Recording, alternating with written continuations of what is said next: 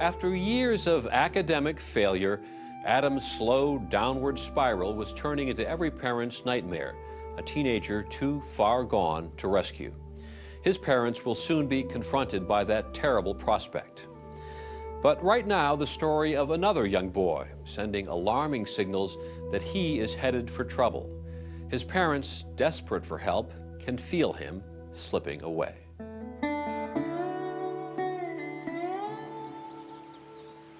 10-year-old Nathan Suggs lives in rural Bear Creek, North Carolina, where he leads a lonely existence. A bright boy who loves science, he cannot succeed in school. Forgetful and willful, Nathan has been a handful from the beginning.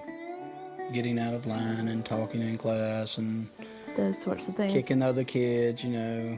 It's even from kindergarten on, you know, there was signs of discipline problems. So Nathan's parents had him tested. They came up with a diagnosis of ADD without hyperactivity. And so we knew that pencils rolling on the desk or dropping or anything like that would probably take him off task. It's like a jigsaw puzzle.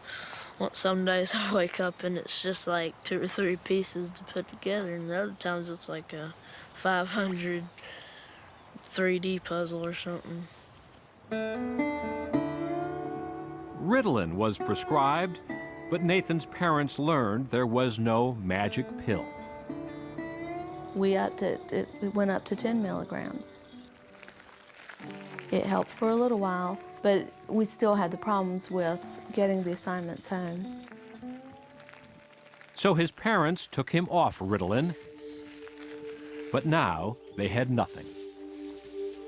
He would be real sad that he was not able to learn, that people didn't like him, that they were out to, you know, ridicule him or make fun of him.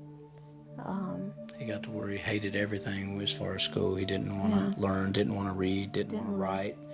Didn't want to go. He didn't want to go. A lot of times when, you know, he's not in a good mood and he's real irritable and, you know, says stuff like, you know, why am I even here and stuff like that, I get real worried. I hope he doesn't get too drastic.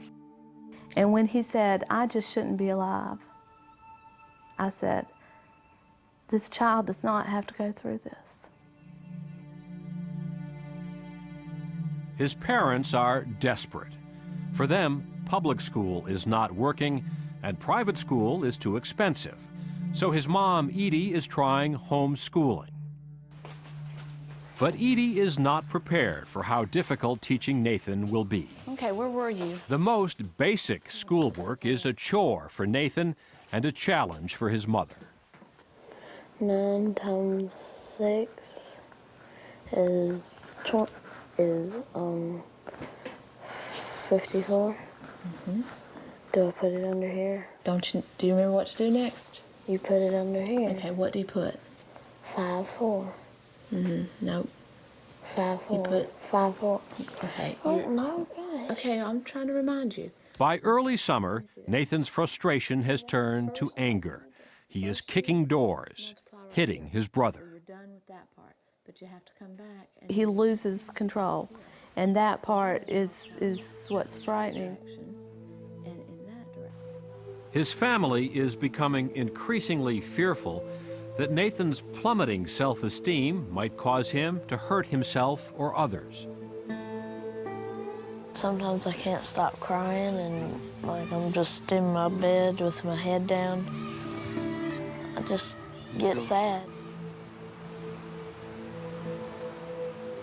A little while ago, like last year, I was like, I could just kill myself. I tried to run away. I just felt like no one really wanted me to be there.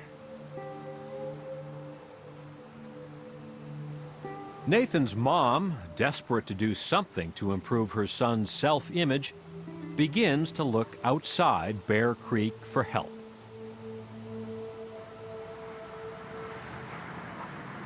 An hour down the road are the offices of pediatrician Mel Levine, whose specialty is finding out what's going on with kids like Nathan. I wonder if you copy it for me.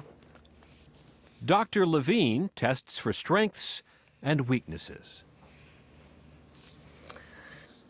You know, for kids, success is like a vitamin, and it's a real vitamin deficiency to grow up success deprived. Let's just compare it to the original. The testing shows that Nathan excels at visual and spatial perceptions. Fantastic. What I would like you to do next is write the alphabet for me from A to Z and join all the letters together as if the whole alphabet was one long word. And I'm going to time you to see how long it takes you, okay? Ready, go.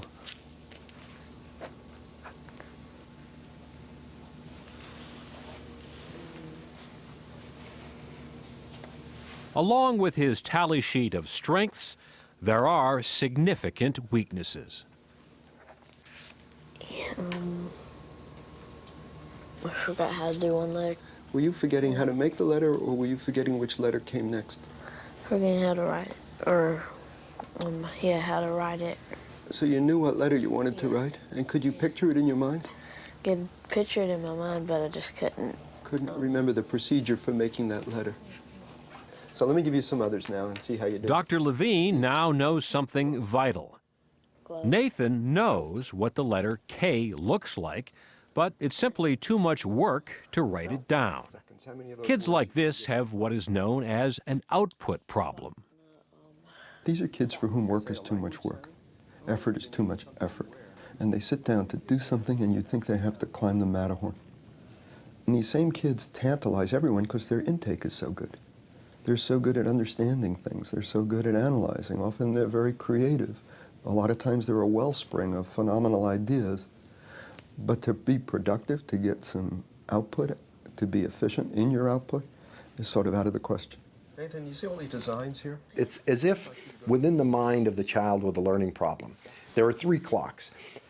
The clocks are set at different times and moving at different speeds. So the clocks are totally out of sync with each other, and the child is generally out of sync with his environment.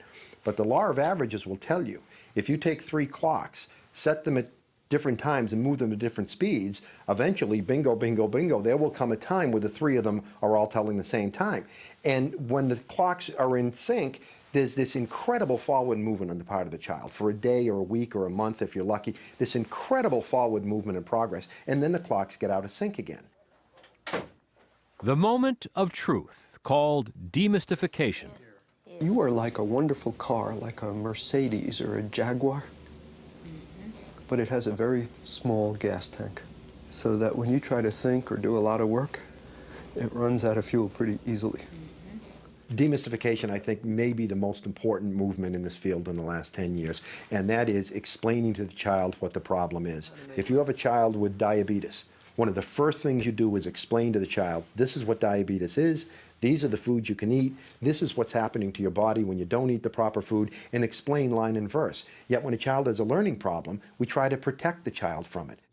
I've had parents say to me, he doesn't know he has a learning problem. Indeed he does. And sometimes a child takes great comfort in the diagnosis, in knowing I'm not the only person that has it, I'm not stupid like the kids tell me in the school bus, I'm not lazy like the teacher tells me every day. There's really a name for this.